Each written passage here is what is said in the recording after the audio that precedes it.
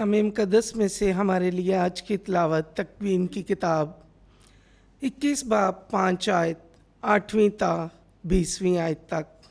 इब्राहिम उस वक़्त 100 बरस का था जब उसका बेटा इसहाक पैदा हुआ और लड़का बढ़ा और उसका दूध छुड़ाया गया। और दूध छुड़ाने के दिन इब्राहिम ने बड़ी ज़ियाफ़त की। और जब सारा ने देखा कि हाजरा मिस्री का बेटा जो उससे इब्राहिम के लिए पैदा हुआ था ठट्ठे करता है, तो उसने इब्राहिम से कहा कि इस लौंडी और इसके बेटे को निकाल दे, क्योंकि इस लौंडी का बेटा मेरे बेटे इसहाक के साथ वारिस ना होगा। और इब्राहिम को अपने बेटे की खातिर ये बात बुरी मालूम हुई। और खुदा ने उससे कहा कि ये बात इस लड़के और तेरी लौंडी की बाबत तुझे बुरी ना लगे। सब कुछ जो सारा ने तुझे कहा है उसकी बात सुन, क्योंकि तेरी नस्ल इसहाक से कहलाएगी। मगर मैं लौंडी के बेटे को भी एक बड़ी कौम बनाऊंगा, क्योंकि वो भी तेरी नस्ल है।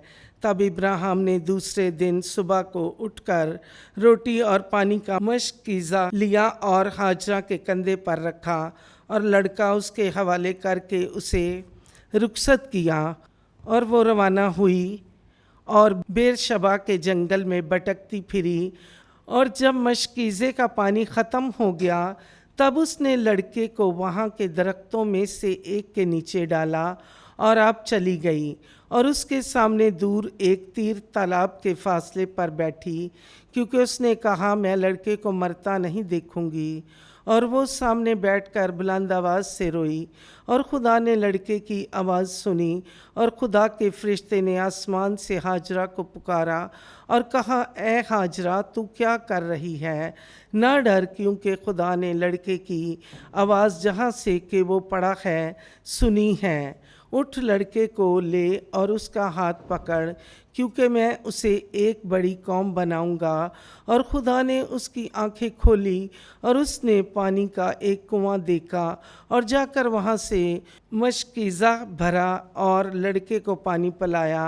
और खुदा उस लड़के के साथ था। वो बड़ा और जंगलों में रहा करता था और जवान होकर तीर अंदाज बना। खुदा उनके पाक कलाम के पढ़े और सुने जाने पर खुदा उनकी बरकत हो। खुदा का शुक्र हो।